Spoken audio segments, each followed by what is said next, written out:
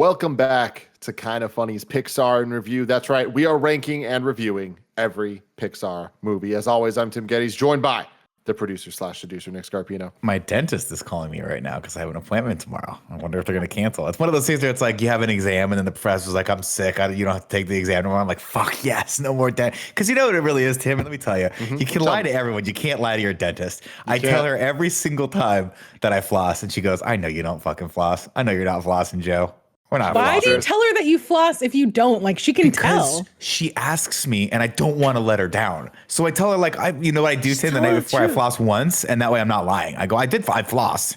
I just haven't flossed as much of a volume of flossing as you would like me to floss. And she's like, your fucking gums are just inflamed right now. They're inflamed. Wouldn't she have more respect for you if you were just like, listen, I don't really floss. I know I'm supposed to, but I just thought I'd be honest with you. I know that My dentist stopped asking. Like, he's smarter than that now. Yeah, he doesn't care anymore. He knows the answer to that question. Poor Tim. It's Christmas in May. Joey Noel. Joey, I want to ask you, like, do you think that Nick should spend the rest of tonight learning how to do the floss dance? Oh yeah, 100%. When the dentist asks, like, I can do it right Do you now. floss? Nick just goes, yes, I have. And just floss into it. Please clear all of this stuff out of my mouth, and I will show you how to floss. And of course, the big dog, Kevin Coelho. How's that make you feel?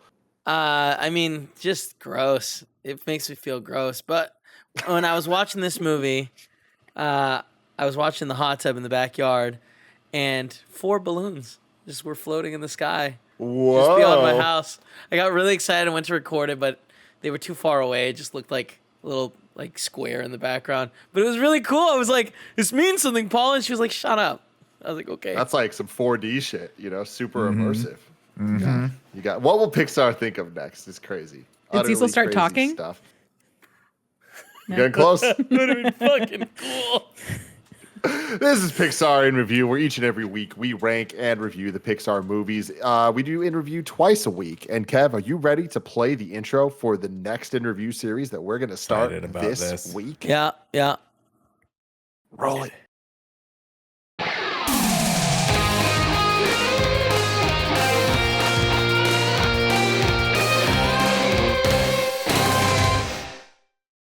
Ninja Turtles in Review is happening starting this week. The cast will be all of us, including Joey Noel and Andy Cortez, who is not joining us today because he's not feeling well.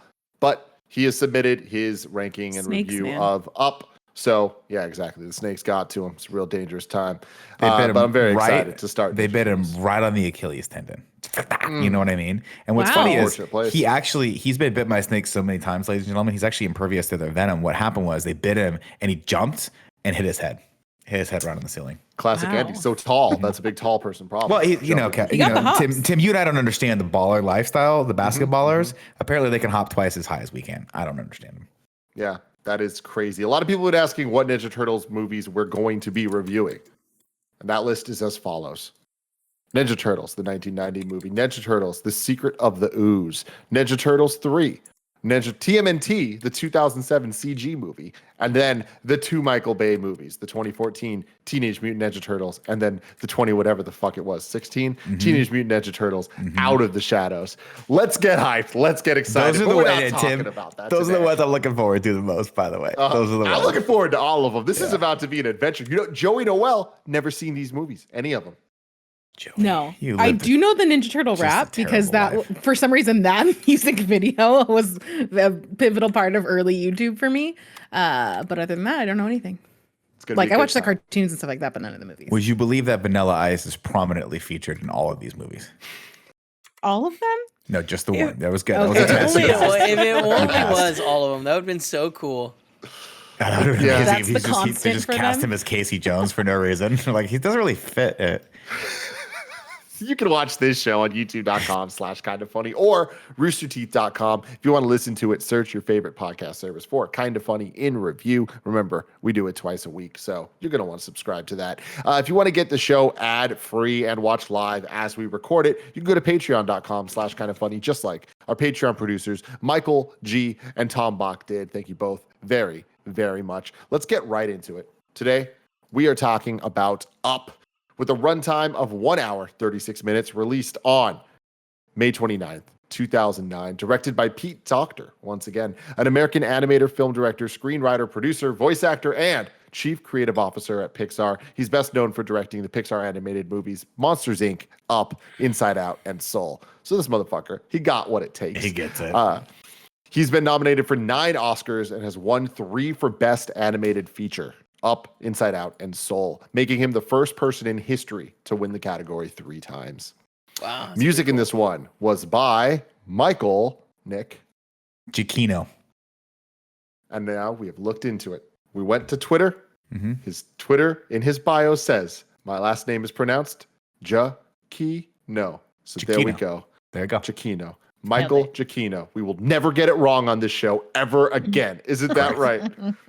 I'm glad you went to a Giacchino. sort of I just went to the first YouTube video that pronounces it, and that's never steered us wrong. Never. Too large. Exactly. God, I love that so much. But anyway, Michael Giacchino did the music. And Killed let the game in it. me tell you, dude, the fucking theme in this is so good. The music in this is so good. This movie is so sad and very depressing, and the music just backs that up perfectly. But they did a great job with this one. Never Budget of have 100. 4 notes just obliterated me at any possible time. Any given time. So true. Anytime. It's not fair. A budget of $175 million, a box office of $735.1 million. It was the Kids 6th like highest balloons. grossing of 2009, the 4th highest grossing Pixar film, the 92nd highest grossing film of all time, and the 24th highest grossing animated film. So yeah, it did real well. In terms of awards, Up won 2 awards at the 82nd Academy Awards, one for Best Animated Feature and for Best Original Score. So well deserved. It's the second of 3 animated features to have been nominated for Best Picture, following Beauty and the Beast and Toy Story 3, but did not get that. It was also nominated for Best Picture, Original Screenplay, and Sound Editing, which it did not win. Let's start it off. Kevin Coelho, what did you think about Up? I think it should have won the sound editing. This movie sounded beautiful, you know what I mean? Everything about this movie is so good. I love this movie. The first 5 minutes can go straight to hell for grabbing at my heart and squeezing it until I'm just sitting there like a sad little prune, with all my heart juice out. Anyways, I like it a lot. Joey? This movie's incredible. It's one that I don't watch a ton because it is so emotionally draining in a good way. The music, the way that the first 5 minutes, that opening scene is like a masterclass in storytelling with just the way that they did the scenes and the music and everything. It's incredible. And this is one of 2 Pixar movies that makes me cry every time I watch it. And this is the one that I feel like I have the hardest time recovering from, because they just sprinkle in enough throughout the movie where it's a constant emotional event. But I love it. And I think all of it is I love it. That's all I got. Nick? Right there with everyone else, right? This one is the one that are the Pixar movies that I was actually dreading watching, because it hits so hard on so many different levels throughout the film. Having said all of that, I don't plot wise, I think this is the most very, very simplistic of all of the Pixar movies. And so I'm interested to see where it ranks against some of the more complex of the movies, especially since again, this is one of those that I say this almost every week, but I'm on paper this shouldn't work. It does though. It's a really old man and a kid, and I'm who is the audience? And the main character is the old man. I'm how did you get everyone to sympathize with the character that's not the target audience for this? It's so well done, and the movie's beautifully animated. But I do wonder where it's going to hit on the list though. How high up it'll be. I hope that it is very high, because to me, this is pretty much as close to a perfect movie as you can get. It's more Pixar magic. And I think that when it comes to the Pixar movies we've been watching so far, this is kind of just hey, we've done it all before. We're going to do it again, but kind of just the good parts. And it is going to be extremely tight and extremely focused. And I really appreciate that, especially after watching WALL-E last week, where that kind of felt like a short film idea that they turned into a feature length. I really like how this movie kind of does a flip of that, where the first 7 minutes, are a standalone short film to itself, where you kind of get a lot out of that, really a lot of feelings, a lot of emotions, a lot of character, themes, tones, undertones, all that stuff there. But then you get the rest of the movie that doesn't just kind of feel like they stretch the short story, but they kind of use that as like a thesis to go forward. And while I agree with Nick that the plot is simple, and I think that in terms of comedy, this movie doesn't make me like laugh out loud throughout it. It always doesn't was get consistent. No. What I'm saying is like it's not necessarily as funny as a Monsters Inc. Oh no, it's like not a comedy. Yeah, but it doesn't need to be. I think that the comedy works. There's never a thing where I'm like rolling my eyes or anything. It's just consistent throughout, and at the end of the day, it does everything it's setting out to do very well, which is make you feel things, make you feel a multitude of things. Because looking at that beginning bit, like obviously she dies, like that is so sad, so scary. But even dealing with the pregnancy stuff, it's like there's so much there. And again, as we've been watching these week to week, and I'm so happy we're doing Pixar interview in particular, because I never realized that there is this Pixar magic. There is a thing that is inherently Pixar throughout these movies where every single like theme and character relationship all work together to back each other up to create something more than just individual dope moments. And I think that Up does a great job of, just like Finding Nemo had that moment where what the dad learned and what Nemo learned, they all had to work together to do it at once for all the main characters to overcome their issues. With Up, especially when you get to the end and you have him being Russell's dad, which we saw a million miles away, right? We knew that was going to happen. But did we see him giving the grape soda pin? I did. Oh, that fucking guts me every single time. That guts me every single time. Anytime you're like, I know what they're doing with this, they take it that one step further. And I think that is really what makes Up extremely, extremely special to me. Yeah.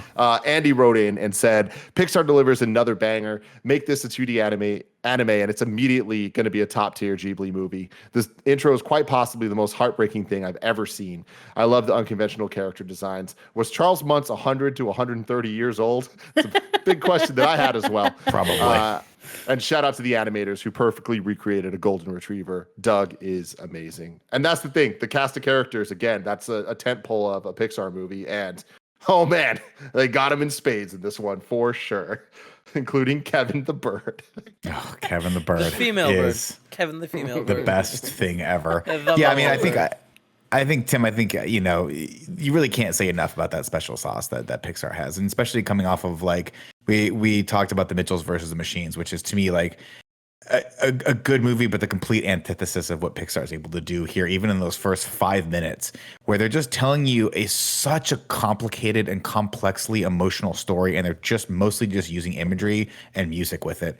And it's all just a masterclass of how to pull that emotion out of people and how to make them feel and just really like relate that to every aspect of your own life. And I remember watching this specifically with when I was in the theaters. Dee and I went and saw it, and I just remember like holding her hand so hard when after this first part, and just taking a look at my life and being like, Jesus God, like everything's, you got to hold on to the things that are special to you. Yeah. And I mean, that's really backed up too with just every single moment in that intro, besides the big bits, like besides the death and the really sad parts, but even him, the wheel of the car, the tire popping, right? Having to break the thing, and then him being in the hospital, break the thing. It's like that's just so real. And it took 2 seconds to explain so much to us for us to understand that these people are living a life together, and life gets in the way of your plans of the adventure and what you're trying to do. And there's just so much great imagery in this movie that just feels believable and realistic. Yeah. And that is in a movie where they attach balloons to a house and make it fucking fly away. Yeah, but somehow Pixar can manage that balance, because them having the adventure book and her having that thing of just like all the adventures we're gonna do and leaving it blank, and then when he looks at it after she dies and it's not blank, I'm tearing up right now. Are you kidding me? So good. That is so good. It's like movies shouldn't be that good. They shouldn't be allowed to be that perfectly great, where it's like he gets to go on this adventure, that he does it, he gets the house there, but that wasn't really what it was about. There was all this other stuff. It's about finding the new adventure. God. It was so nice. Let's talk about the adventure, Nick. Let's get to the plot. I don't have a song, so Joey, hit it. It's time for the plot.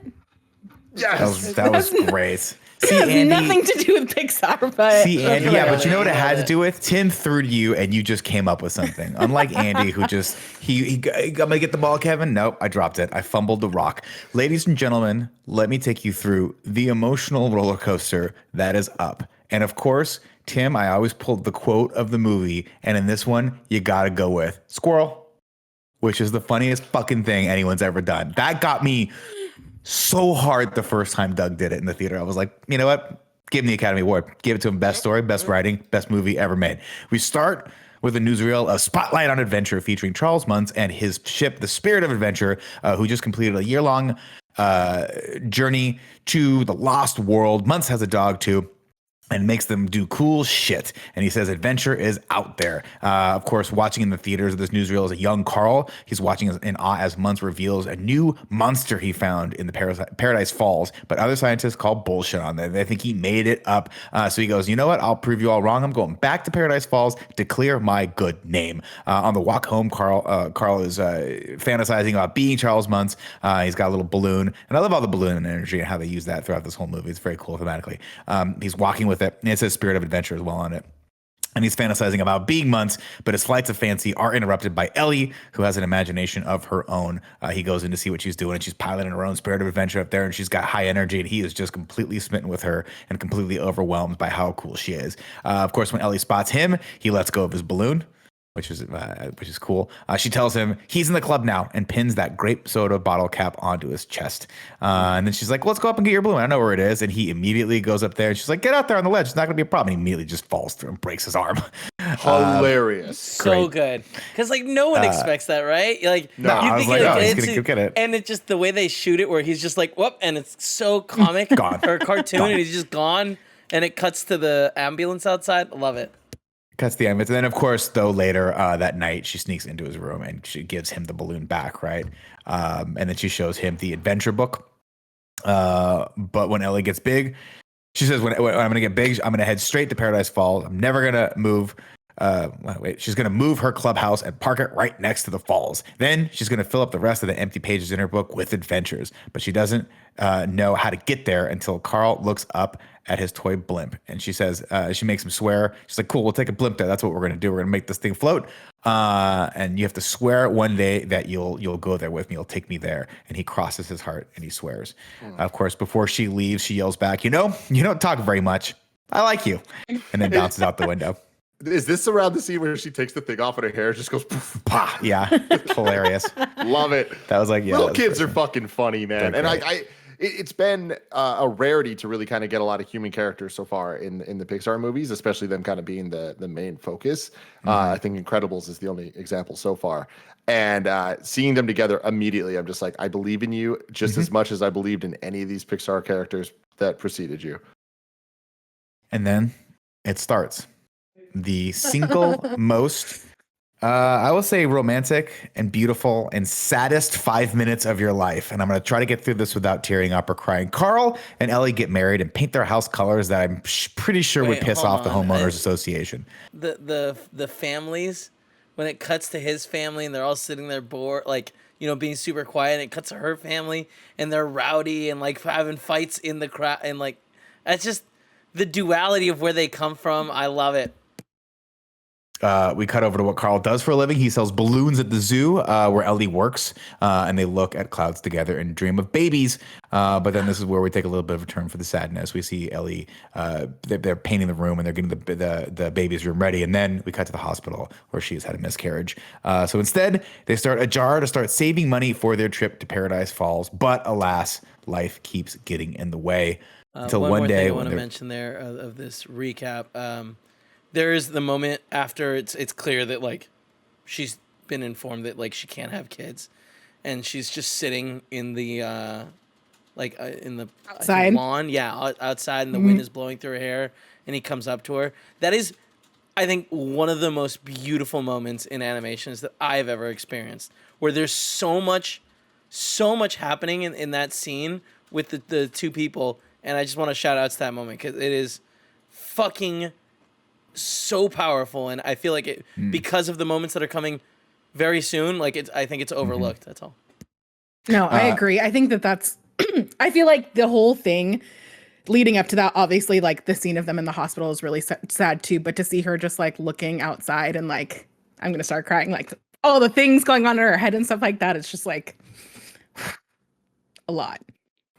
It's really beautifully done. I wrote in here that she had miscarriage. I'm sorry, but Kevin, I think you nailed that. I think she just got the news that she can't have kids. But of course, then they start the tip jar. But life keeps getting in the way until one day they find themselves very old. And they never really got around to going to Paradise Falls, even though they put a nice mural of it above their chimney. So Carl says, you know what, we're going to do it. He goes out and he buys 2 plane tickets and then gets the plans together, plans a fucking picnic. But man, they reach back into your gut, Kevin, and they pull it out because Ellie falls ill, and Carl brings her to a balloon to the hospital. And then fuck. And then he brings more balloons to her funeral, and that is the saddest fucking thing.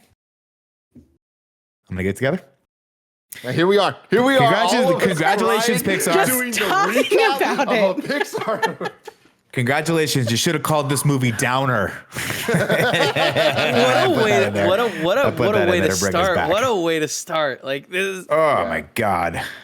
And then he wakes up the next day. See this in theaters? Yeah, I did. I was fucking bawling when this happened. I remember going and like they don't allude to any of that stuff in the trailers, and I just remember being there and all of us sitting there like, what just happened to us? And like, what is this movie? And not being able to function. I remember seeing it in theaters, and every fucking person was crying, and there was one like super annoying dude, as there usually is, that's like yelling and screaming, trying to be funny. And when the baby thing happened, like when you watched it the first time, like it could be a lot, but he screamed out. He was like, "I thought they were gonna kill her." Like, thank God. And it just kept going. And like seconds later, he goes, "Oh, hell no." And you just hear him crying too. And it like definitely ruined the scene. Definitely ruined it. But it didn't. It couldn't, because everyone was already crying, man. It was already there. Good. Carl wakes up. I mean, I guess some days later, we're not quite sure, and takes his very slow mechanical chair downstairs. And those things always terrify me, because I think there was a Tales from the Crypt or one of those. Maybe it was Gremlins, where the Gremlins attack the little person on the chair and then they make it go crazy. And then they shoot her out of the top story. From that point, I've just been scared of him. Then he pins on his Adventure Club pin, the grape soda pin that Ellie gave him all those years ago, and goes outside to check the mail. And what do we see all around him? Well, the world's moved on, and there's a massive, massive building development that's happening all around him, and he is the one holdout. And man, the people who are planning this are not happy about it. One of the construction workers, voiced by John Ratzenberger. It's the Ratzenberger watch, baby. So good to see him in here. Yeah, it comes over and tells him, he's like, listen, my boss really wants you out of here. He'll double the price. But Carl tells his boss to go take a bath, which I think is like the best way to tell someone to fuck themselves. Tell your boss to go take a bath. Later that day, Carl gets a knock on the door from Russell, who is a wilderness explorer in Tribe 54, Sweat Lodge 12. He offers Carl assistance. He wants to give Carl assistance. Doing anything. Carl, I'll give you assistance crossing the street. Hell, I'll give you assistance crossing your porch. I just got to get this pin to assist the elders. But Russell won't take no for an answer. It's like, I got 1 pin left until I become a senior wilderness explorer. I'm missing the assistant elderly person pin.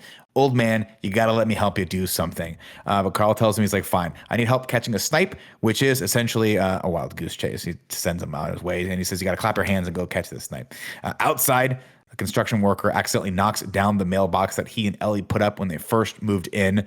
And Carl tells him to leave it alone and tries to get out of his hands, but the guy wants to fix it, and a struggle ensues, and Carl ends up getting frustrated and knocking the guy over his head with his walker and putting it on his ass. Now, I tell you this, if you let an old man knock you on your ass, and the cops come, they should haul you away. That's your bad. That's what you did that. Okay? You don't understand. Don't mess with the old man's don't mess with my mailbox, what I'm saying, kids. You come mess with my mailbox, I'm gonna hit you with that 4. And it wasn't even a normal one. It was like the claw walker, Kevin. That's like, I'm serious about this walker. Yeah, it's much more stable. I know, and it's just like it's still the same mailbox that they had that they made together, and handprints. Like, don't touch it. I know. Did anyone like? I feel like everyone must have lost their shit when the tractor starts hitting it. It's like how do we get this to stop? Stop this, please. Just roll the credits. Let it end somewhat happier. I can't take this much emotional torture. I feel like this movie, a perfect example of why we all love it so much, is that of course it has that opening scene, but it just keeps going, keeps adding layers and layers that are more than just a man that loved his wife lost his wife. There's more than that. Like having this whole thing of it being this holdout, him holding on to his house and everything around it changing, people like literally doing anything they can to take it from him, and then having him have this moment of accidentally hurting this other man. But then it's like, okay, how is this old man going to be treated? Not well. Immediately, Pixar doesn't need to explain all that to us. It's just kind of like, we're gonna have the next scene be dude's coming to go to take him away, and it's just like, but fuck. Even before that, the next cut is immediately the guy that he just insulted on the phone, kind of looking, and you can see, oh, what does he do? He touches the fence post. Mm-hmm. And there's just something about that where you're like, oh, he got you. Got him. Like, that's it. That's all you like, need. he's that's got all him. we need to see. Yeah. Now, of course, he gets a court order and is forcing him into the Shady Oaks retirement home. And if you've seen the movie I Care a Lot, this should terrify you. Oh my God. I was literally thinking about that as I was watching it. Yeah. Terrifying, and just context for how sad it is that they can force you to do that. And like, you don't really, at that age, like you don't necessarily have a ton of say if you don't have somebody around to like vouch for you or take care of you or anything like that. It's really sad. It's like scary. It's very scary. And hey, if you have a grandparent still living, maybe go visit them before some asshole knocks their fucking mailbox over and they put them in Shady Oaks, which is the equivalent to old folks jail. Carl looks at Ellie's old adventure book and then the mural they painted of Paradise Falls above their mantle, and he re-ups his pledge to Ellie by crossing his heart again. The next morning, orderlies show up to Shady Oaks, and they're kind of dicks, to come get him. But he has a surprise for them and everyone in the neighborhood. He's rigged the old place with thousands of balloons, which he ignites and lifts his house high into the air. And what just a beautiful scene, right? That's the first thing we see is, right, it goes up into the air. And again, another great touch for Pixar. It goes up in the air. First thing we see is a girl, like a little girl in her house, and she looks at it through the window and runs through the window and like watches it. And it's like just a great, and then we see we see adults and we see other people seeing it, but we just see that wonderment from her perspective first. And I thought that was really cool. He goes high into the sky. Of course, he laughs as he smashes the orderly's car, which is funny. And then he and his house float up. He releases sails and charts his course to Paradise Falls. Magical. Really beautifully done. I also love just the design of the house and how all of the balloons are tied into his fireplace, so he can cut them when he needs to go down and like do all that stuff, which is cool. Again, hot air balloons though, terrifying. Don't go in them. Absurd that it's being held to the fireplace. That just makes no goddamn sense. Think of the science level of Pixar. Like structurally. Yeah. The fireplace? That thing is just placed in the fire. No, it's not. Part of the house. I don't know, man. And maybe it's bolted down to one of the like beams underneath the house, but like, I don't know. It's ridiculous. Absurd. Where would you put it, Kevin? If you had to tie a bunch of balloons to your house, where would you tie them to? I mean, it'd be impossible. But yeah, the beams underneath it, the floor joists, maybe. Yeah, you're gonna want to bolt that into the floor. Yeah, for sure. cut in some key points, connect it down to the floor joist. I've thought a lot about it. Maybe get some large metal anchors. You know? Yeah, definitely. You also might want to have balloons do you need to set off the metal anchors? Oh, billions. Yeah, you're gonna need millions upon millions of balloons. Yeah. Of course, Carl takes a moment to relax, but his silence is broken when somebody knocks at the door. When he opens it, he finds Russell stapled to his deck. He's like, I found the snipe and chased it under your deck, but but the snipe had a long tail and looked a little bit more like a mouse. And then he goes, let me in. And Carl goes, no. And then just slams the door. And I was like, that's a pro move. You know what? When you hit 80, 75 maybe, you can just do whatever you want. You can fart. My grandma Renali, I'll never forget, used to tuck me in and then she'd just fart on her way over to my brother's room, and we thought it was the funniest thing. She would just do the fart walk, and I was like, I'm pretty sure she knows what she's doing, Kevin, and just doesn't give a fuck, because when you're 85 years old, you fart walk, you do what you want to do. You can't hear it, so you assume they can't hear it. Yeah, blah, blah, blah. It's not like a goddamn Harley Davidson going down the hallway. Oh man, she used to break ass with the best of them. And the one at the very beginning where they meet, just the way that they build Russell as a character of just like him reading off the paper and like being so like goal focused, like I have this thing I want to do and I'm gonna do it, and you are just the next person on my list to figure out if you can help me with this. Like He's just so earnest, and I love also him. like the low key reasoning behind him wanting to get that pin, right? Is that he hopes that it'll be the time that his dad shows back up, which is super sad. Again, is the dad there's just off so with the new much family? here. Yes, the dad is off with Phyllis and the new Phyllis family. is not my mom. It's like, You're like, and then there's just a realization because Carl's like been around. He's like, fuck. I understand what's happening here, and it's super sad. Anyway, he eventually lets Russell in, and Russell does what all kids do. He immediately starts touching things and fucking everything up. So he tries to then lower Russell down to the city below using bed sheets and accidentally drops him. And I was like, whoa. And then it comes back and he goes, no, that's not going to work. He's just Fucking thinking about hilarious. what a good, like, all right, yep, don't try that. That's not what you're going to do. Relentless. Yeah. Relentless and just keeping our interest of just like, we're just going to go. They've never done that in a Pixar movie before, of like a fake aside, you know, some Family Guy style shit. Hilarious. Instead, of course, he goes to the fireplace, start cutting some of the balloons to let some of the air out so he can land and get the kid out. But a massive storm quickly engulfs them and starts knocking everything around. Carl manages, of course, to save some of the things, one of which is the picture of Ellie that he has on the wall. He saves it right before it smashes to the ground. The next morning, Russell wakes Carl up to tell him, he's like, hey, man, I steered the house while you took a nap. And he's like, you did? He goes, yeah, I used this cool Wilderness Explorer GPS thing that my dad gave me back in the day that I can use anywhere. We're over South America right now. He says, with this baby, we'll never get lost. And then he immediately drops it out the window and loses it.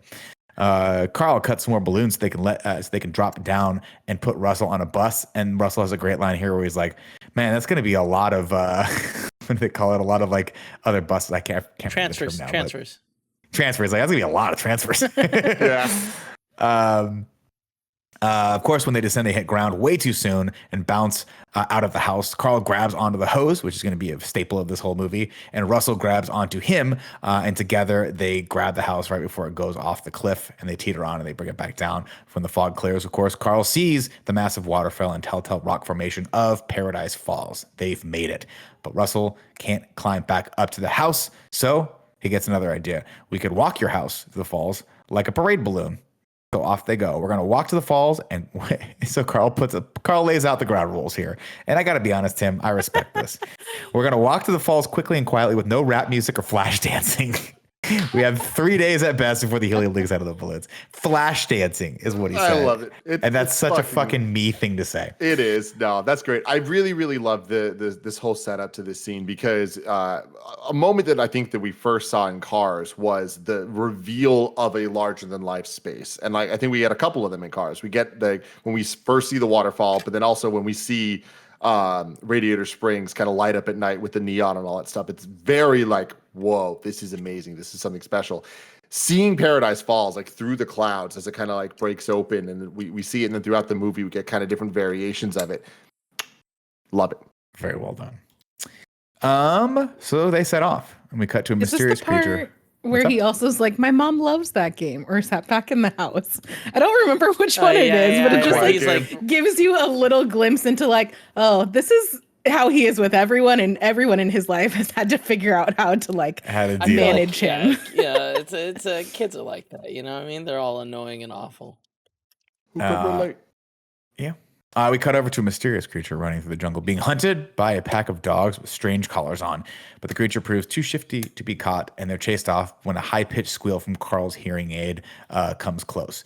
Russell makes them stop so he can take a poop, but can't remember if he's supposed to dig the hole before or after. And then he was like, hey, spoilers, you're supposed to dig it before. When he's done, he spots what he thinks are snipe tracks, so he follows them to a dead end of the bush, thinking that his journey's over. He takes a moment to eat a chocolate bar, which the snipe helps himself to.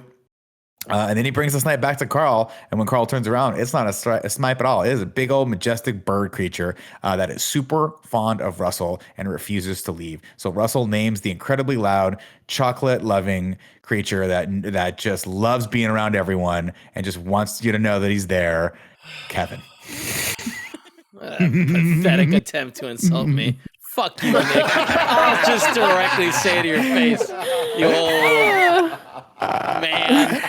It's the only one. I threw it in there. I thought it's an obvious joke. It's an easy joke. I love it. And it follows them around until they walk into what they think is a man, but is really a rock formation, voiced by the greatest character in this movie, Doug the dog. Spelled D-U-G, by the way. That's how Doug is spelled. Great. And Doug says the following. Hi there. Yeah. D-U-G. Isn't that how it's always spelled? There's an Not when O it's a there name. usually. Oh, D-U-G. All right, yeah. My brain ate the O. No worries. Doug the dog. My brain ain't the O. My He brain is the ain't the Kevin. O. We got a Kevin here. Where is he? He's up there somewhere. Doug says the following. Hi there. My name is Doug. I have just met you and I love you. My master made me this collar. He is a good at smart master and he made me this collar so that I may talk. Squirrel. Fuck. Everything Maybe the about best this. introduction home. to a side Squirrel. character. The squirrel with the point is just... But I Because if you've just never met had a you, dog... and I love you. And I love you. It's the perfect thing. That's And what the a dog point, would yeah. say. Yeah. Especially Perfect. a golden retriever where it's just like all no thoughts. No thoughts Zero in thoughts. that. All love. All love. All love and Dude, I mean, squirrels. the way they animated the three main good characters, where we have like, you know, Fred just kind of being this like the old dude, the way he's shaped, the way he's like so square and rectangle all the time, and like just everything he does. I love that he's so slow that when they animate him moving quickly, it feels like character development. Motion feels like character development. It feels like they earn shit. And then when we get Doug and Russell, they just are both so funny looking that everything they do is enhanced by the visual aesthetic of the whole thing, right? But Doug, they just nailed that's a dog. He's gonna talk like a dog. He's gonna move like a dog, because dogs are fucking weird. They are incredibly weird, and we love them. They're man's best friend. Doug was sent out to find a bird on a very special mission, which immediately finds him and tracks him, and I think they become best friends. So the bird like tackles him, and then they're just best friends. Doug wants the bird to be his prisoner so he can take it back to his camp as his prisoner for his master. There's a moment here also where Russell's like, you got a funny collar on. He starts playing with the dial on his collar, and it changes the languages. Genius. I say this, hey, Muntz, you've developed an incredibly important tool. You could make billions off of this. Screw the bird, come back and just make that dollars, dog. His name What is I would like, give to be able to talk to dogs. Oh God, it'd be the best. I want it. I feel like Greg Miller brought up the like most amazing thing, where he's like, if a dog tried to talk to me, it would be like, hey, you know, every time I'm asking for stuff, it's because I want the food off the table, and it's like you have to look at the dog and be like, I know you can't have it, and they're not gonna understand. They're just No, gonna they're sit there gonna and be be mad. heartbroken, and be Yeah, but like, I wait, want you it. knew the whole time? That's going to be that is also going to be a fleeting thought, and then they're going to get distracted by something else. So it's Yeah, like, Well, you I just throw know, a but ball, like, so dude. you're gonna get that same question over and over again, or that Yeah. same conversation. but then you just turn like it to a living with a different language, goldfish. and then it's fine. Then you don't understand then it. it's just a cute little animal speaking, you know, what? German or Portugal. Japanese. At one point, he was Portugal. his second Japanese, which is Yeah. hilarious. Yeah, that's cool. I think you can Portuguese. Portuguese. You're right, yes. Portuguese. Yeah, I'm sorry, my brain all over the place. Oh, Kevin's in that Kevin mood, you know? Kevin's in the Kevin mood. The other dogs, of course, we get introduced to the other dogs, Alpha, Gamma, and Beta. The Alpha, of course, collar is malfunctioning, so he has a very high pitched noise. We get another squirrel joke here, and I love it. Then they talk crack up. I could have like this. I Done felt without like the this voice? joke, went on too long for a second, and then tapped it, and then it would have been fine. I felt like this is Squirrel one of the joke or rare the hits- high pitched voice? The high high-pitched pitched joke voice. thing. Oh, 'Cause I it was love just the like, high pitched oh, voice with the okay, there you go. Doberman. But I also love how I'm- they write Alpha. Yeah, I love how they wrote him. I don't like them having the high pitched voice for a long time and then giving him a new voice and it being a low voice. Like, if you're gonna change it, I feel like there should have been a second joke there, or just commit to this is his voice. And the whole language changing on Doug, I was like, this felt like a missed opportunity in terms of comedy, but that's subjective. They talk crap about Doug, and it turns out Alpha sent him on a fool's errand. But when they call him, Doug tells him that he has the bird, and I'm with a small mailman. Yes, Kevin. So there is a short, like a 5-minute short. that Doug's is- adventure or whatever, or Doug's special mission or whatever it is. And Yeah. it's them like sending him on the mission, and So he messed up. They goes tell him to and- watch a rock. Fucking yeah, assholes. he goes and he does a bunch of little fucked up things, and at the end, it ends up in the like him walking in the like misty place, right where they first meet him. I like it's a fun little add-on. I like the. You know what's funny, Kev? I started watching that yesterday, and I was Yeah. like, I wonder if this was actually part of the script, and they just chose to cut it out. Because you think that they could have shown that, but obviously the reveal of the dogs talking was super. Like, you wanted to see the dogs Right. first, so it didn't make Yeah. sense. So I wonder if they rendered it all, and like wrote it, and was like, "Hey, we can't use this, but we got a solid like 5 minutes where if we just flesh a little Yeah. bit out, it could work." I feel But like anyway, this. it's definitely this worth was a watch. made, Like I just get the feeling that it was made afterwards for like some like a DVD bonus where they're like, hey, we have this probably all like shot out, or not shot out, but like, you know, planned out. Storyboarded out. Take some stuff, dude like 2 weeks to do it. One guy is like, I got all the models. I'll figure out how Cinema 4D works. Let's see. They talk crap about. Carl uses a ball from his walker and some of Russell's candy to get rid of what he thinks is getting rid of Doug and Kevin, respectively. And then he takes off up the hill. But when they get there and they have a seat, it's a great shot too, where he looks over and the camera just pans over and Doug's there, and then he looks over the other way and Kevin's there, and he's like, "Fuck, I didn't get rid of anyone." This scene where he threw the things in the plants to get rid of them. Gia had never seen this movie before. Gia was so offended. She thought that he was trying to kill Doug with the chocolate because dogs can't eat chocolate. And I was like, no, they're giving it to the bird. The bird likes the chocolate. She was like, oh yeah. That's hilarious. Like, come here, eat a little bit more. And then Russell's like, my Doug has a tummy ache. And he's like, Doug's going to the night land. Oh my God. Do we need more tragedy? Like yeah, Nick, we don't need more tragedy. And also, big birds taste good. And with that, let me tell you about our sponsors. This episode is brought to you by Kinda Funny Reactions. It's our show that we do weekly, sometimes multiple times a week, covering, reviewing, recapping, reacting to the latest in movie and TV. Whether it's a movie trailer, a new episode of Star Wars The Bad Batch, which episode 1 and 2 right now, we have our thoughts over there. If you want any of the MCU shows, Falcon and Winter Soldier, WandaVision, all that stuff, it's there. We were even doing some movies like The Mitchells versus the Machines, which is out on Netflix now. And you can catch our thoughts on Kinda Funny Reactions, a show you can get on youtube.com/kindafunny or podcast services. Search for Kinda Funny Reactions. Please subscribe. Please leave good reviews. Please thumbs up, 5 stars, all the good stuff. 10 out of 10. It's all good stuff that helps us a lot, the algorithms and whatnot. But Kinda Funny Reactions is something that we want to grow and we want to push further. And the more people watching and listening, the more things we'll react to. That's just kind of how it works. We've been doing the Bad Batch for Star Wars. I'm not sure if we're going to do it weekly. If the reaction is there, we will. So if that sounds like something you're into, please check it out. But we're hoping to do a lot more reviews and stuff going forward. So please subscribe to that. Or if YouTube's more your thing, youtube.com/kindafunny. Kinda Funny Reactions. It's a damn good time. Back to it. Of course, Doug gives him back his now very slimy ball. And he's like, crap, we're stuck with these guys. It rains, so Russell tries to make Carl a tent and ends up launching it into the night sky. He confesses to Carl he's never actually built a tent before. And Carl's like, wait, you never been camping? And he goes, no, never outside. And he goes, why? He asks him, why don't you just ask your dad to show you? But it turns out his dad lives with a new family in Phyllis. But he promised he'd come to the ceremony to pin on his final badge. Before he goes to sleep, he asks Carl to promise he won't leave Kevin because he might be in danger. Carl crosses his heart and then looks up at the old house to ask, what have I gotten myself into, Ellie?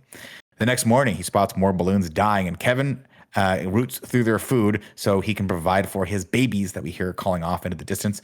But Carl sends Kevin away despite his promise since the house has lost enough time already. Alpha and the gang catch up, but Kevin is nowhere to be seen, so Alpha takes Carl and Russell prisoner instead as Kevin hides out on the roof of the house.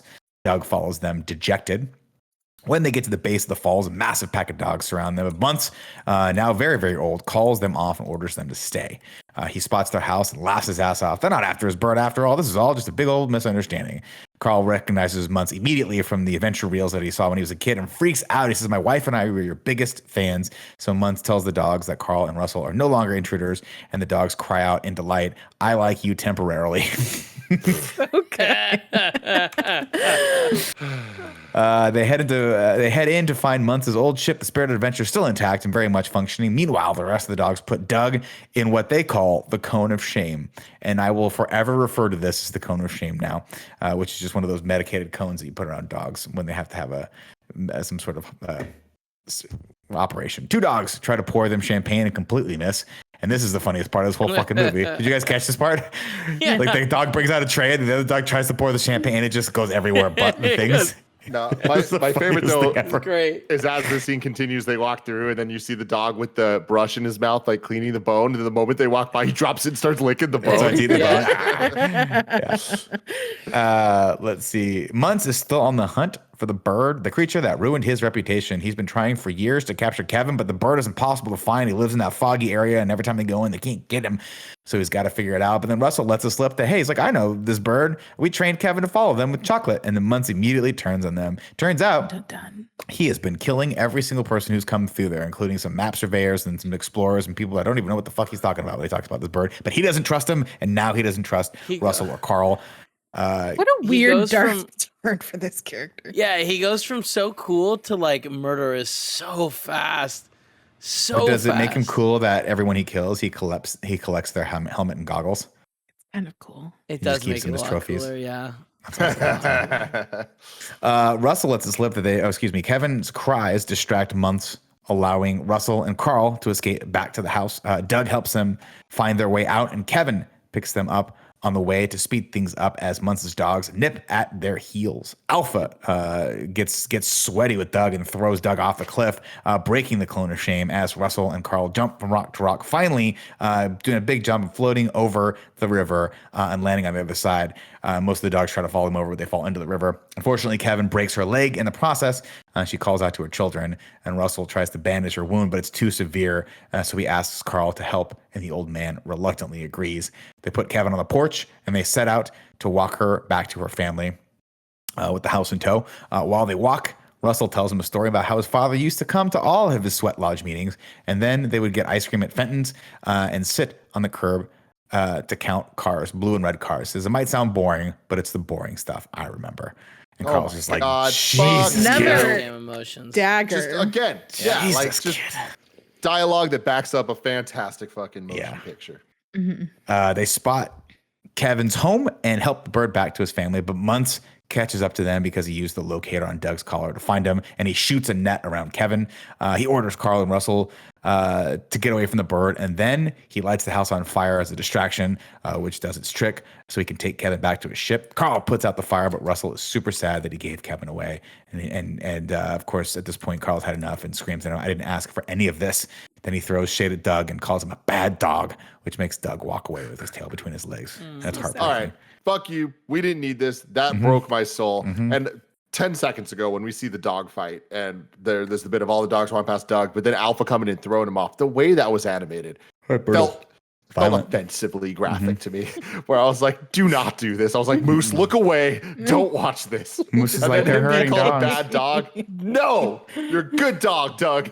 Tim just holds Moose and he's like, it's not real. They're not real. You're a good dog. You're a good dog. Carl sets off on his own and says, I'm going to make it to Paradise Falls with or without you, kid. They finally reach the falls right as the house runs out of air and sets down with a thud.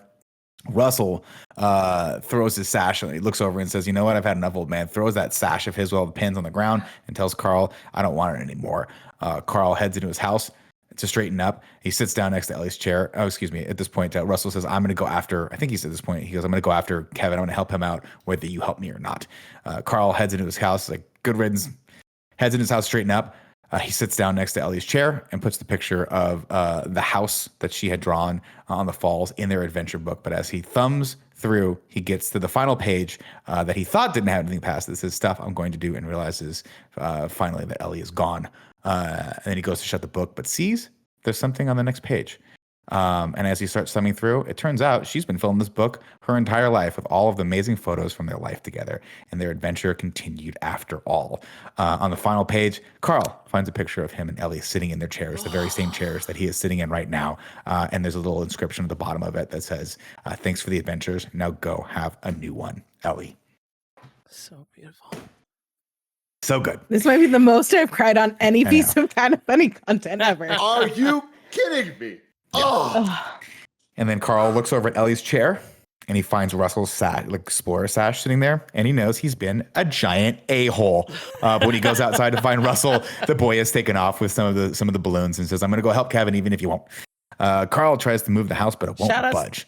Shout outs to like their go-to thing being like, I'm taking balloons and I'm taking off, and he's got the blower and it's just like he's got the leaf blower. Yeah, it's like, all right, this fucking guy thought about it for a minute and he got it. A wilderness explorer, he knows. Nick. Hell yeah, it would not work. He would die. It would totally work. Carl tries to move the house, but it won't budge. Frustrated, He throws one of the chairs off the porch, but the sight of the old wooden object on the ground gives him the idea that he needs. He soon starts throwing all of the old stuff out of the house. And I love the metaphor behind this, the symbolism of him just taking all the old stuff out of the house so he can go on a new adventure and help the kid. That's the new stuff. And he throws the last thing he throws out. And the last two things we see are those two chairs that he and Ellie used to sit in. And then bada bing, bada boom, the house lifts off into the sky. Another knock at the door. He opens it to find Doug. And Doug says, I was hiding under your porch because I love you. Can I stay? And he says, can you stay? Well, you're my dog, aren't you? And I'm your master. And Doug is overjoyed to hear that. He tackles him and starts licking him. And it's really endearing. Russell catches up to Muntz's blimp using a leaf blower, but is immediately confronted by Alpha and the other dogs and taken into custody. Alpha reports back to Muntz, Master, the small mailman has returned. Muntz spots Carl's house. Just enough that it keeps being funny and it's not overplayed, and I appreciate that. Joey, because dogs don't like mailmen. They chase after him. And they don't have any context for what a wilderness explorer is, so they think he's a mailman. It's hilarious. And on top of that, like, I don't think we've given enough credit to just how funny looking Russell is. And there's no moment funnier looking than him with the balloons. Just like just sure of himself. He's ready for this shit. He's like, I'm attached to the balloons, gets the leaf blower, just starts like going away. It's like, you little shit. Well, as he's approaching too, he's like almost sitting on the leaf blower like it was like a broom and he's a witch. You know, or it's just like it's too perfect. Muntz spots Carl's house approaching, so they tie Russell up and slowly open a landing doors for him to slide out. Carl spots him. He uses the hose as a zip line to save him. He leaves Russell tied up in the house to keep him safe, and he and Doug sneak into Kevin's holding cell. Carl spots Doug chewing on one of his Walker tennis balls and gets a good idea. He uses it to distract the dogs and then lock them out of the cage so he can save Kevin.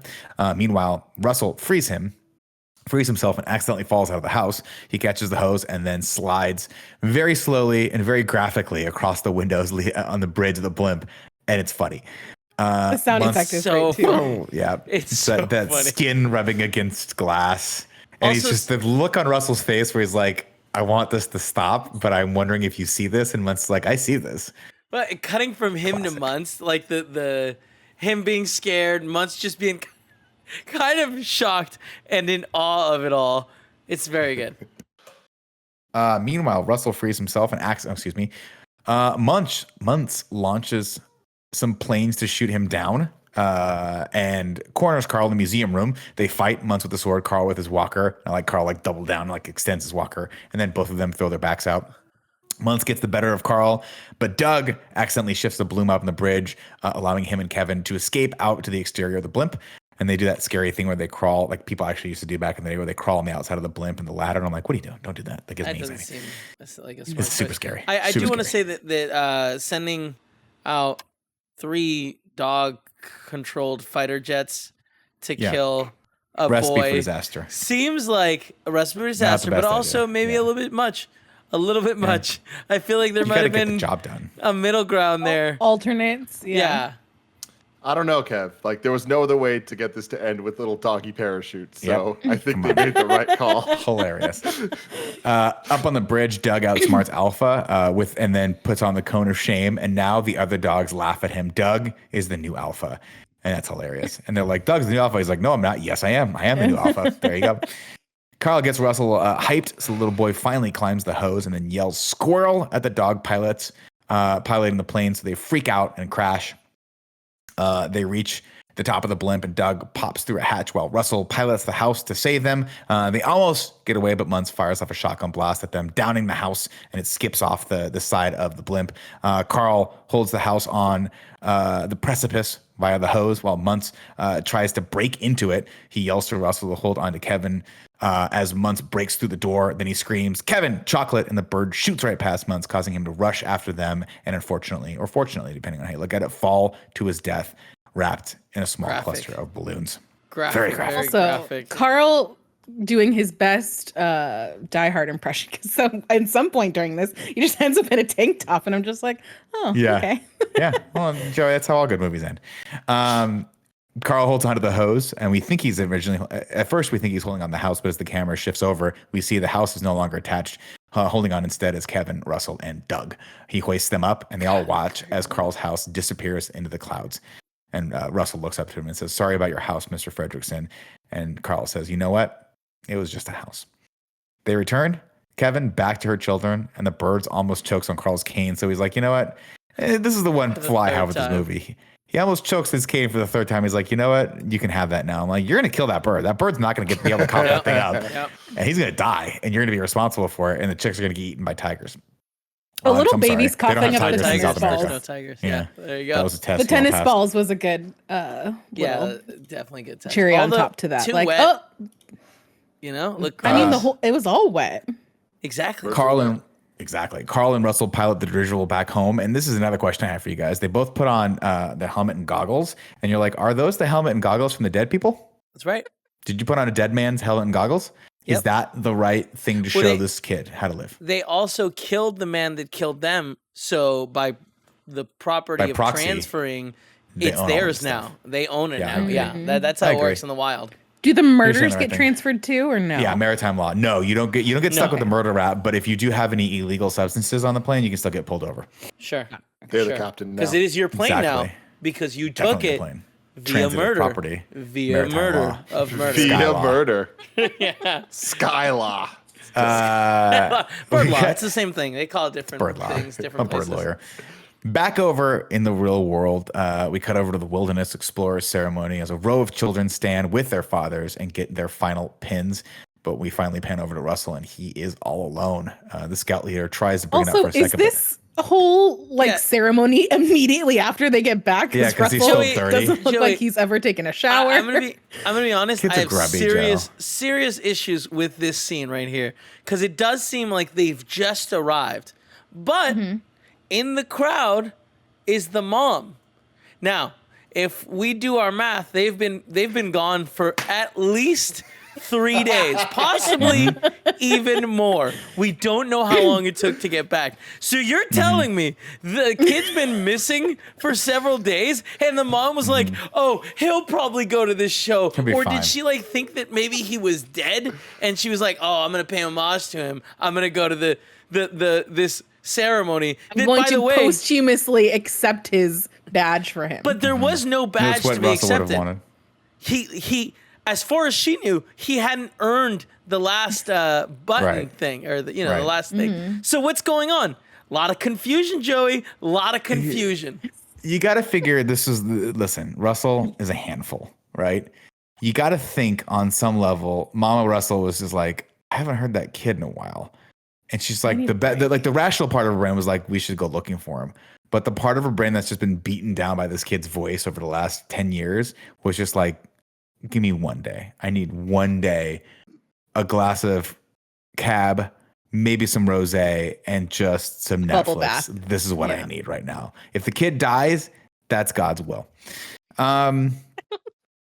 Of course, before the scout leader can ask him if someone is coming for him, Carl nudges his way on the stage and stands right beside him. And he says, "Russell, for assisting the elderly and for performing above and beyond the call of duty, I would like to award you the highest honor I could bestow, the LE badge." And with that, he pins the grape soda badge onto Russell's chest. I did Why not do you see this. do this I did to not us, see this. Pixar? I did not see this coming when I first saw this, and I was not expecting it. And I was like, that is rude, Pixar. Brilliant. I already cried a bunch of Brilliant. times. I'm now crying again. And I then think as that if- I can escape unscathed with one more crying Yep. scene, and then they just sucker punch me at the end. Yep. And then, as if that wasn't enough, they go over for ice cream at Fenton's, and they count red and blue cars. And then the camera pans up, and as it does so, we see above them is the spirit of adventure, and even higher still is a bunch of clouds that, when they part, we see back over in Paradise Falls, Ellie and Carl's house sitting right where it should be on the cliff high above the falls. And that is the end. Fenton's, a real ice cream place in Oakland. It is fantastic. Is If it? you So haven't good. been, I've always wanted to I go. Ring about that. highly Ring about that. Always 10 out of wanted 10. to go. We should go. Once all this is over, Kev, let's do Adventure. it. Let's make a trip. Adventures out there. I'm so excited. can Only do if we it. count Oh my red God, and it's the blue exact- cars. It's like the design of the thing. They're like, Yeah. it literally is Fenton's. Oh, yeah. That's awesome. Cool as fuck, right? That's really cool. So, yeah, that is exciting stuff. But now it is time, everybody, for Haiku in Review. Joey, hit the song. 7 syllables, Joey. We got know the 9 on the song. first and last line. If you're not poetic, no need to sweat it. Joey's got your back. Haiku in review. Haiku in review. Everybody full stop now. Stop. You can go to patreon.com/kindafunny. Just like so Who many needs people Andy? did, to write their review in haiku form. Let's see what we got here.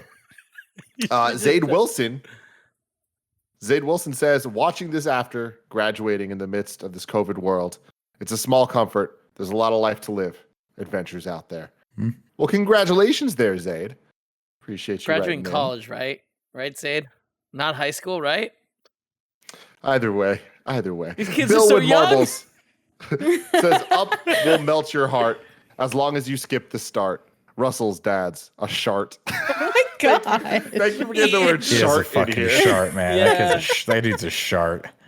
And then, of course, Miscellaneous writes in with the plot in haiku. Very sad open. Already got me moping. Jars and dreams. Broken. So away he flies. Russell joins him by surprise. Plan must be revised. Now paradise bound. On the way, old Muntz is found. So crazy he sounds. Finally on top. Paradise, not what he thought. Small mailman's been caught.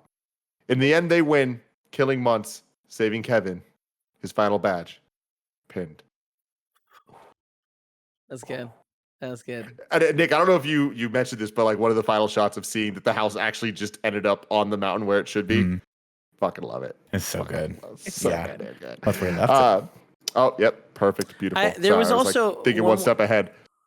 There was Go for also it. one more question that I had. When they first arrive, they're on that like rocky terrain, right? Yeah. And then yeah. there's just shots of them in the forest, which is Yeah, very they fucked up. They clearly. should have just gone all the way around to the thing.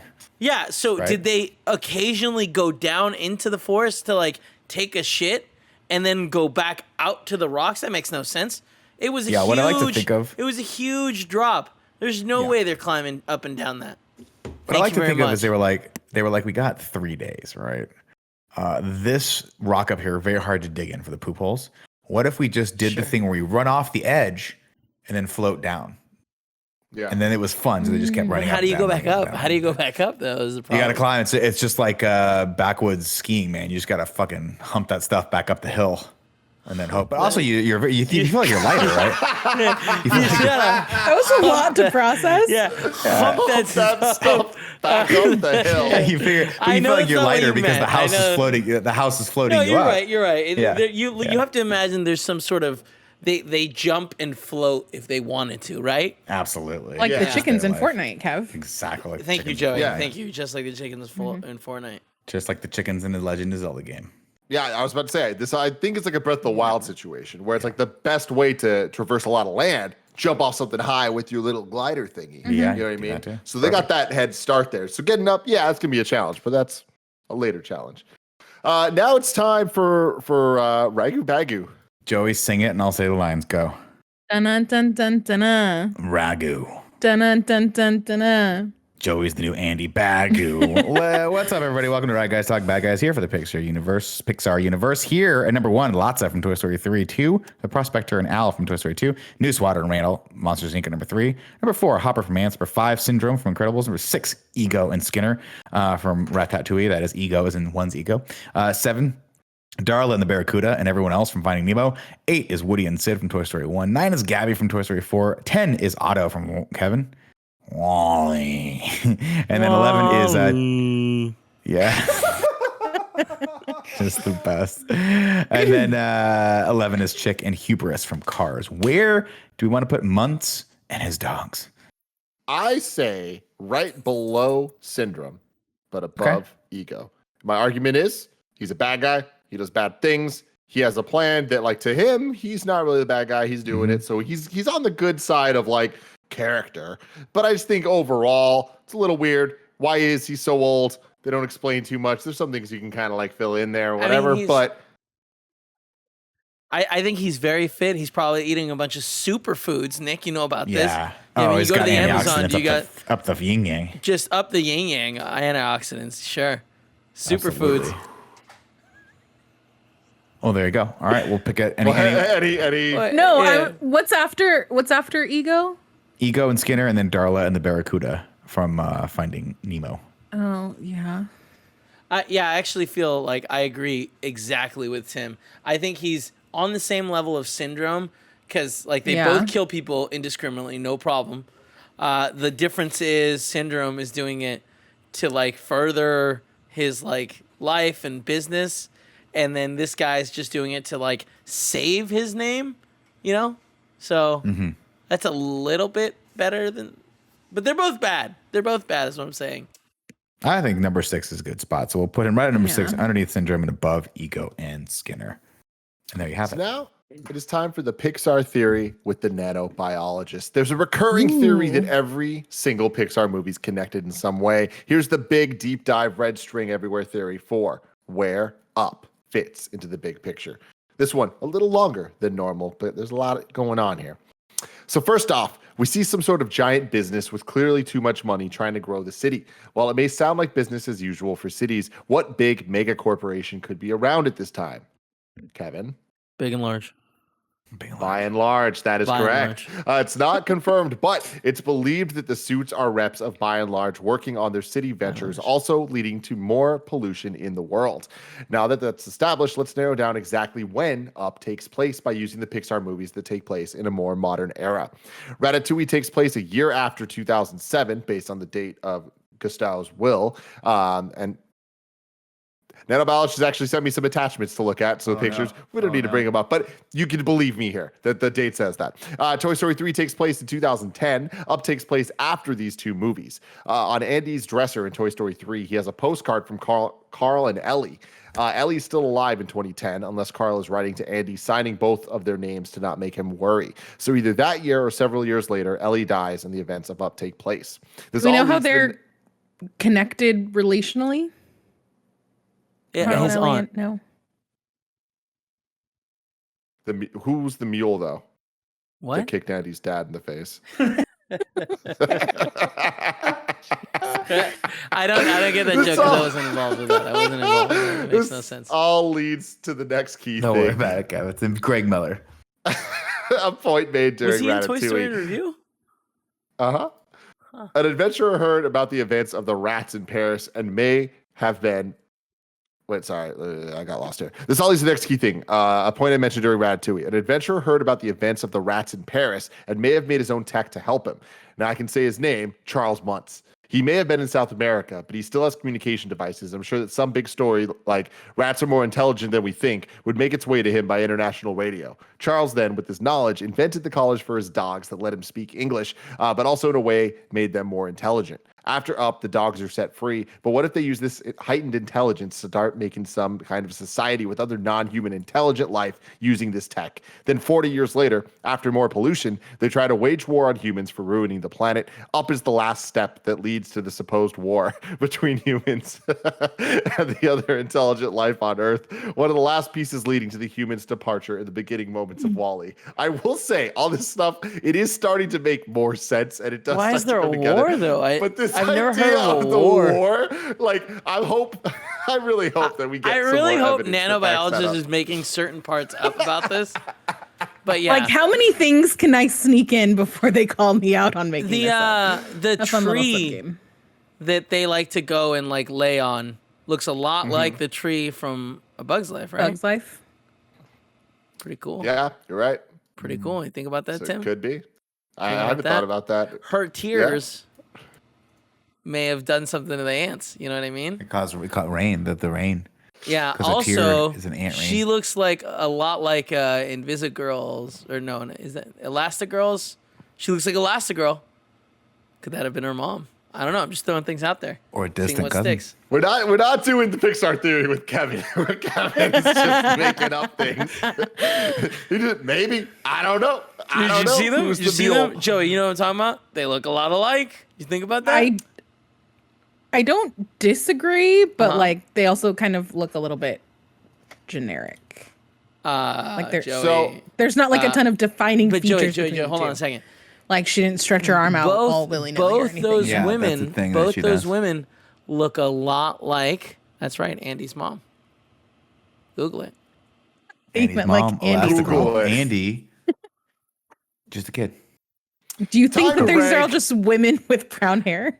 Yes. The Pixar movies currently, and we don't have the pretty rankings because Andy's not here. But number 1, Monsters Inc. Number 2, Finding Nemo. Number 3, The Incredibles. Number 4, Wall-E. Number 5, Toy Story 3. Number 6, Toy Story 2. Number 7, Toy Story 4. Number 8, Toy Story. Number 9, Ratatouille. Number 10, Cars. And number 11, A Bug's Life. Now, I would like to start this off with a double whammy of information. Okay. Thing number 1 is Andy Cortez's vote. Andy Cortez puts this at number 8 above Ratatouille. What? He doesn't know Below love. Let's move on. Toy Let's Story. move on. Below Number Toy 8? Story. He's just mad about Wally last week. Yeah, Not a I big know. deal. It's what it is. It is. Again, he said mean, he has yeah, every nothing right to but be praise mad. for the movie. Nothing but praise. Fantastic movie. Pixar movies are great, period. I'm coming in. It's number 1. Tim, I My agree. argument is I personally feel the Toy Story movie should be higher, specifically Toy Story 3. But where our rankings are at, it is in my heart that I feel like this movie is the most quintessential. What am I looking for from Pixar? They deliver all of it. I think that some of the Kevin plot is a little weird. I think that Charles Mutz as a villain works, but isn't always the best. Having said that, doesn't fucking matter. It is so good. It makes you feel. And anytime it's like about to be a cheap shot, they always take it 1 or 2 steps further to really, really mean something special. So it's number 1 for me. Tim, I would like to let you know a little secret. I didn't listen to the list this week because it doesn't matter. This movie's number 1 in my heart, and that's where it needs to go. Number 1. I'm gonna come in and say that I agree. I think when you think of Pixar movies, you think of heavy, emotionally resonant movies, and I think Toy Story and Up are like cream of the crop in those aspects. So I would also put it at 1. Nick Scarpino. The deciding vote. Oh, the power. I don't think I can put this Nick, number 1 you just did the because. math wrong. Just a heads up. Your The vote actually deciding vote? doesn't matter. Yeah, your vote Oh doesn't shit, you're matter. right. It's gonna go number 1. That's right. So Fuck. you don't, I forgot you don't Andy need put an it. agenda at this point. You can just. There you go. Just put it number 1 then. No, No, I mean, but I wanna hear- I want to hear where you Yeah. put it. Where would you I put would it? put it at I would put it right above Wall-E. I like this movie a lot. I think the B story is the strength of it though. I think the A story is kind of boring and I don't necessarily want to I don't watch this again and think, "Oh, this is a really really entertaining movie" like I do with the top 3 that we have up there right now. It's like Monsters Inc. is always a delight to go back to. Incredibles always a delight to go back to. This movie is beautifully made, but it is, I think, it just tugged on those heartstrings so hard with the B story that I wish the A story could back that up a little bit. Not to say the A story is not fun, but it's just not as compelling as I think it needed to be number 1. So I would put it right above Wall-E, wherever that there is. we Think go. number 3, number 4, is that number 4? No, Well, the new Wall-E's- ranking is number 1, Up. Number 2, Monsters Inc. Number 3, Finding Nemo. Number 4, The Incredibles. Number 5, Wall-E. Number 6, Toy Story 3. Number 7, Toy Story 2. Number 8, Toy Story 4. Number 9, Toy Story. Number 10, Ratatouille. Number 11, Cars. And number 12, A Bug's Life. We are going to return in a couple days with the 1990 Ninja Turtles movie, and I fucking can't wait. I have not seen this in probably 20 years, and I can't wait for that. And then after that, we are returning next week with Pixar in Review with Cars 2. Another one I've never seen. No, I've never seen I don't, either. I don't know that think. I've ever seen Maybe I it have. either. Oh, I think I've seen the beginning. I don't think I've seen any of it. They go to France, I've right? never seen it all either.